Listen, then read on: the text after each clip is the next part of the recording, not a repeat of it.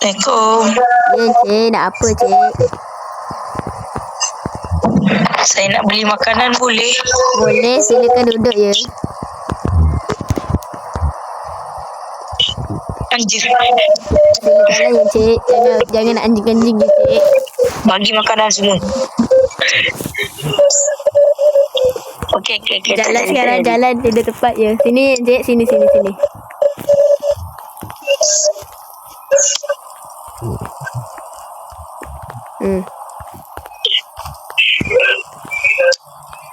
Duduk situ ya, cik. Tunggu ya, cik. Saya ambil makanan ya.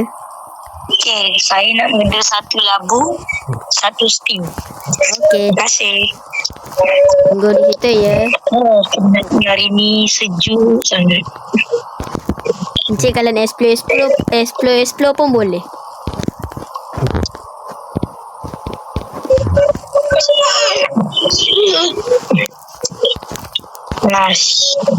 Hari ni tak tahu rasa makanan dia sedap betul.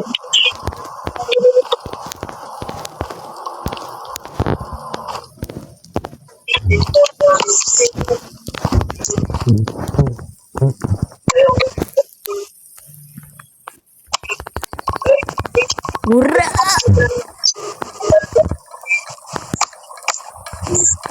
Cik, maaf cik. Labu-labu dah habis. Cik, labu-labu dah habis, cik. Dah sampai. Labu-labu dah habis. Tak apalah, saya nak 2 corn. Okey, sila ditunggu ya, cik. Terima kasih. Sama. Sabar ya, cik. Sabar ya.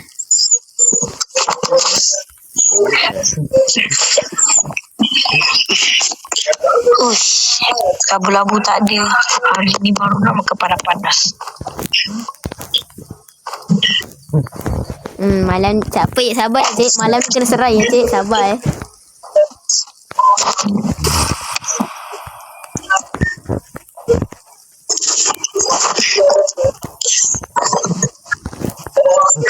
Cik, saya dah lapar sangat dah ni, cik.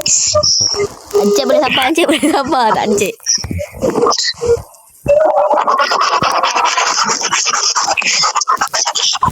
Encik, bunyi apa tu, cik? Bunyi apa tu? Tak. Makanan sudah sampai.